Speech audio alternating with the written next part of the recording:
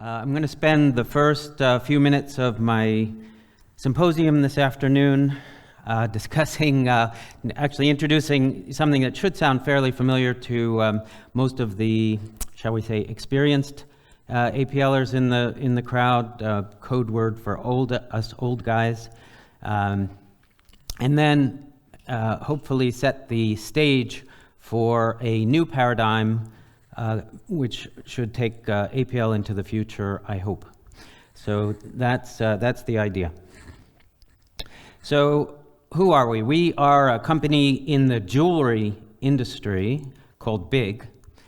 BIG used to stand for something just like STSC used to stand for something, but an IBM. But it wasn't relevant anymore, so we're just BIG. So anyway, we are a consultancy in the jewelry industry, and we work with retail jewelers and manufacturers and do merchandising, consulting, and inventory analysis. And then we also, because of what I'm going to show you, we got very good at aggregating data from retailers and manufacturers, so we also started to serve the other companies in the jewelry industry who need that same data to supercharge their applications. So we disrupted the jewelry industry. Prior to, jewelry is a kind of a, well, as I like to say, it's the second oldest profession. But at any rate, jewelry is technologically behind most other industries by usually about a quarter of a century, and so it wasn't using data to run their business. So when we suggested that they kind of use data to inform their decisions, especially about buying decisions on inventory, that was kind of a revolutionary thing to discuss in 2007 when we launched our product. And our product is kind of a play on, it's called balance to buy. It's a play on the open to buy, which is an accounting term for how many dollars you have to buy inventory. And what we do is we analyze prior customer behavior so that we can better determine the appropriate inventory for their store, and they can have less holes in their inventory and have a more complete selection for the customers that actually come in the door. Whereas before, they would not do that, and they would end up with an enormous amount of non-performing inventory, and jewelry not being like groceries or clothing, which turn over much quicker, they tend to hang around kind of forever. So a lot of the stores we have were really more appropriately jewelry museums than jewelry stores. But at any rate, we tried to fix that problem, which is still the biggest problem today, because if they have a lot of non-performing inventory, it chews up cash and prevents them from being able to buy new inventory. So how do we do that? So we have, I have a pointer here. So we have retailers and manufacturers. They would provide service to our upload interface, which then we would store in a SQL database, and then that allows us to create reports for our customers and then integrations to other systems. Pretty simple design. This was all done in 2007 in C#. So we had a full structure, and we were all very happy. Except for one small problem, which was that the jewelers are small independent companies, mostly mom and pop companies who have, they don't even have an IT person on staff. They're running some usually jewelry specific software, because jewelry is very particular and is different than all other retail trades and has a lot of moving parts. So in the end of the day, they were not able, what we wanted to do, of course, was like everybody else, provide a 40-page document. Here's what our data needs to look like. You have to take care of that, and then you can provide that to our upload service, and we can send it up. But that didn't work. So, because the data was coming in all kinds of different formats, data was coming in all kinds of different numbers of files, and it was basically a hot mess. So, back to our diagram here.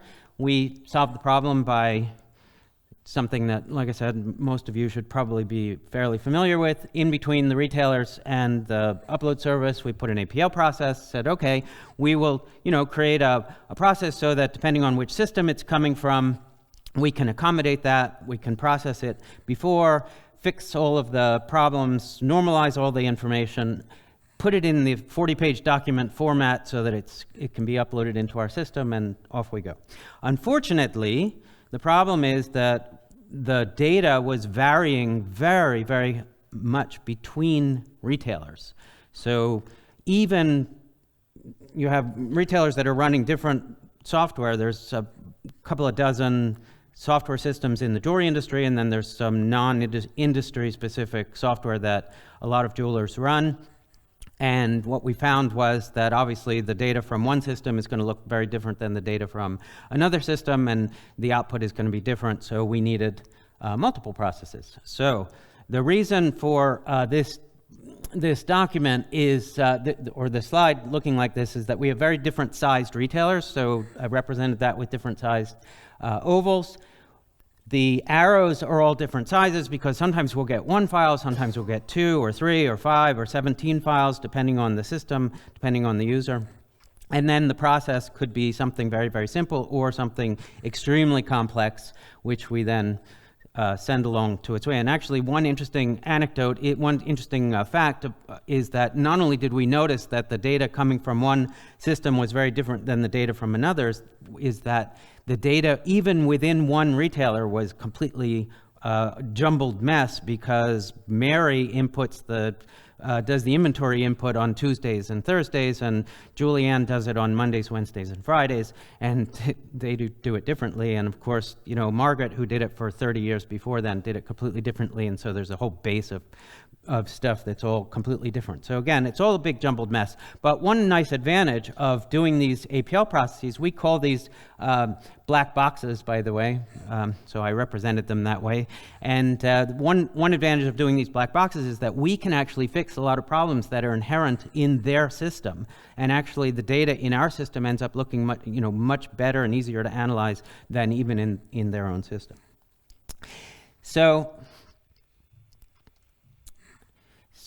yes, so as you can see, there's a lot of moving parts, and the data actually, the system actually looks like that.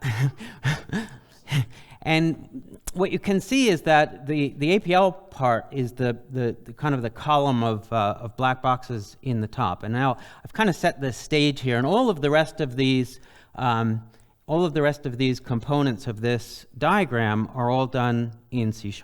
The problem with C#, at least in our implementation, I don't know if any of the other people who use those tools have experienced the same thing, is that they tend to be very rigid. They do things one way, and every time we would ask for a change or something that would make it more flexible or more customizable or accommodate a situation that hadn't come up before, it would be days, weeks, or months in order to get a change done, and then we have to wait for the next sprint before we have a deployment, and then it's a big mess. So this is where we were before we moved to Dyalog. We were using APL2 prior to that, and basically we were depending on C# to create the utilities so that we could get the data into our APL processes, and then once we output those would go into our upload service, which would send it into the database.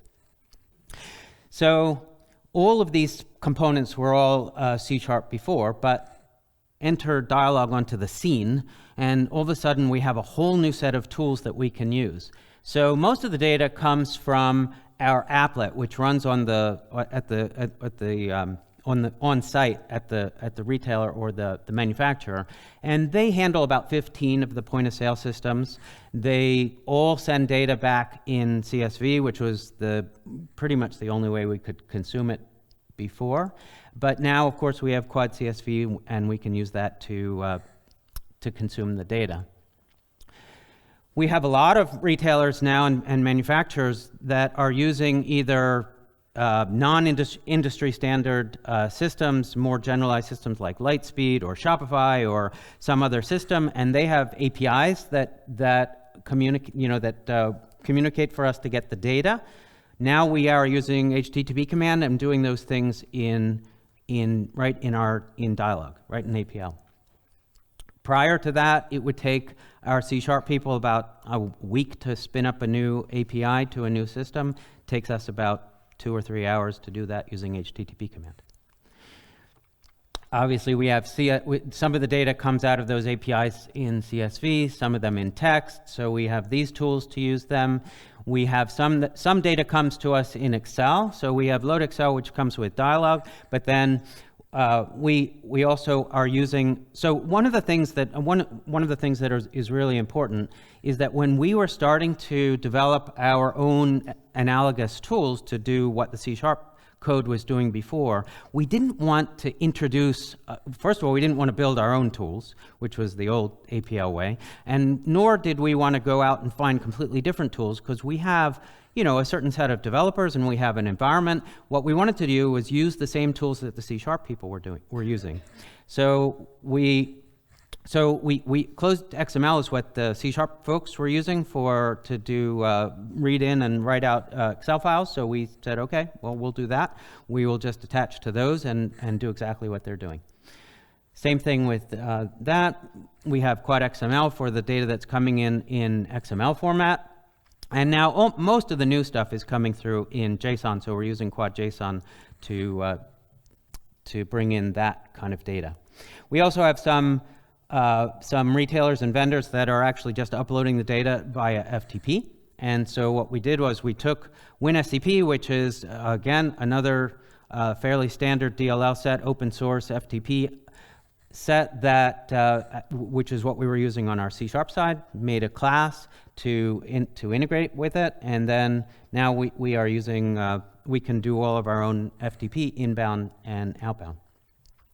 On the outbound side of our system, we have outbound data feeds which go out to our customers, mostly the vendors who want data feeds. We're using HttpCommand.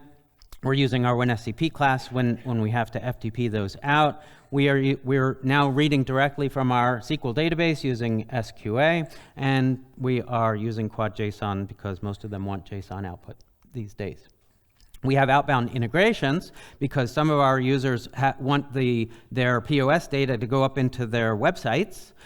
Some of them are using Shopify or some other web tools, and we can do that where they can't do that on their own, so that becomes another product for us. And we created a Shopify class to read and write from Shopify instances, and we're using obviously Quad JSON because all Shopify data comes in and out in JSON. One of the huge growth areas for us, and then we were able to fill a void, was to do an enormous amount of custom reporting. So we can basically do things for the retailers and for the vendors that they can't do for themselves. In order to do that, we basically just read directly out of our database, create the reports, and then use closed XML to create Excel reports for them, and then send them out by email or however else they want to receive them. So this is just a report from our bounce to buy system, and one of the frustrations that we had was that of course using the black boxes in the center column, we were able to customize the data, and we could do that on the fly. So if they wanted to change, if they wanted a new field they wanted to analyze, we would just make a change to the black box, rerun the data, send it up into the system, and say, okay, just reload your report and you should be fine. Let me know how it looks. But what we weren't able to do is modify the application itself so that it works differently than it does. And again, the painful process was that every time we needed to create a new report or create a new feature or a new part of the system, it was days, weeks, months, sometimes years before we could get what we needed. We wanted something that was much more responsive. So we installed Jarvis, a web service using Jarvis, and we started to take, because the application itself doesn't care whether the endpoint is a Dyalog endpoint or a C# endpoint. So we started to create dialog endpoints to do certain parts of the system. One of the notable examples was that we have in our reports, you can export any report to Excel, but of course it only does it one way, and it's not a particularly user-friendly version. It's using DevExpress, which is what we're using for those reports, and it looks just like the screen, but it's not very user-friendly. So the users wanted a much more friendly version. So now in the drop-down, when you choose which format you want the export to happen, there's the Excel format, and then there's the new Excel format. That new Excel format calls a dialog endpoint instead. And the nice advantage is that without missing a beat, we can have one user's export be different than a different user's export, which is super nice. So then the coup de grace is to create an entire web page, entire new report out of the system just using dialog. And we have achieved that. It's just about ready to launch, and it's using obviously Jarvis, it's using SQA, and it runs in an iframe, so C# is controlling the overall page and the security, but then within that there's an iframe, and all of the content in that iframe is all completely driven by dialog. So the two messages that I just want to leave with this screen. One is that our environment is using all common tools for our entire environment, including the C# side and including the dialog side. So as someone new or the existing developers, they don't have to learn anything new. All they need to do is they can see that either C# is calling these tools or dialog is calling these tools. And of course, when dialog is calling these tools, we can do things much quicker, we can do it interactively. So when I show the C# people exactly how to do the process they're already doing and I show them using HttpCommand or WinSCP or closed XML, the top of their head explodes because they say, oh my God, what you just did in 15 minutes when you showed me that would have taken me all day and most of tomorrow.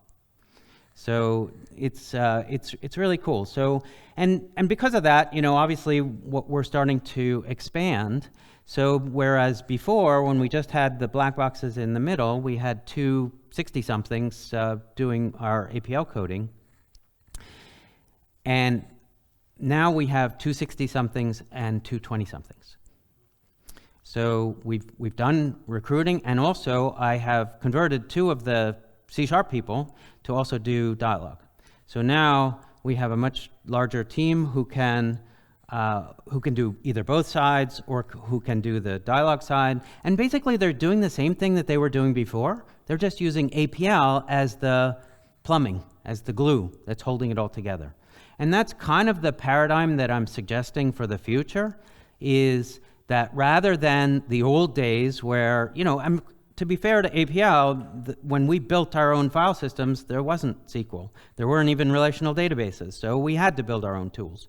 We had to build our own infrastructure. We had to build our own operating system calls. We had to build all of our own tools, inbound, outbound, file system, UI, all of those things had to be built.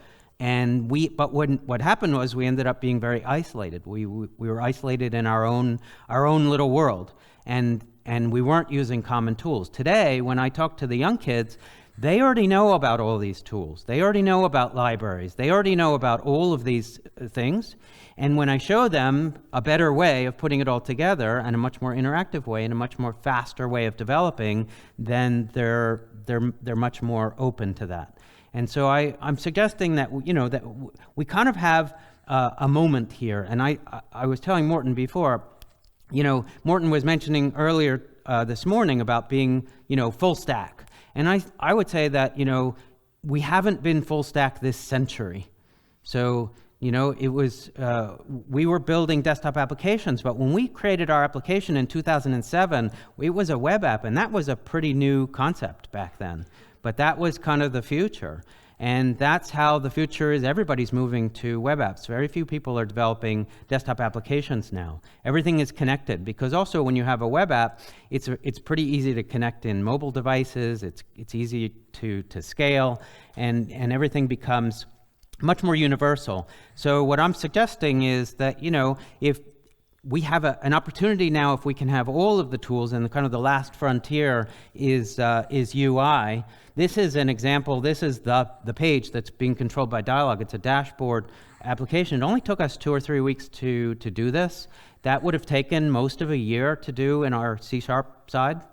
And it's using, again, this fairly standard tools. So it's driven by HTML, it's using JavaScript, and we're using a JavaScript library called Kendo UI. The other ones are Syncfusion or DevExpress, or there's a whole big bunch. The one we happen to use is Kendo UI, and again, that's what we were already using for the rest of our application. So we said, okay, we're going to use it for what we're doing here. So all of the controls that you see on there, the pie chart and the grids and the graph, those are all Kendo UI controls. And then we're just using all the data. To get all the data, we're just using Jarvis endpoints to read the database and pull the data that's needed. So that's kind of where we're going, and that's, you know, what I would like kind of to see. And I think it's kind of a hopeful message for the APL industry, because I think that if we can kind of move to this model, there's a really good future for APL that's resonating really well with the C# people. It's resonating really well with the kids coming out of school, which we already have 2 of them on our team. And I'm, you know, I think we're certainly growing, and we'll be adding more APLers over the next year or 2. So other things, we are also running a Windows service. So that's another new thing for us since Dyalog. So basically we have a Windows service that waits for new data to show up. As soon as it does, it spawns an APL session to process it and to run the black box for that user. All of our code is in text files. I remember when I first started, I tried to emulate what we were doing before, which was we had an APL2 workspace with 3,000 functions in it. But Morton said, well, we don't do things that way anymore. And this was 2 years ago when it was Link version 1, you know, which only barely worked. But I said, okay, well, I'll do it your way. So we put all of our code in text files, and we're using full source control. We use Bitbucket which is kind of like a GitHub kind of a competitor, and we use SourceTree to do all of our source controls, which again resonates very nicely with the kids. They're already used to pull requests and, you know, committing their code to source control. They're very comfortable with that process. We have global file handling, and we have global error handling, and everything. Everything, the production environment, which is the talk that I gave last year, I'm very happy with right now. And that's my message for today.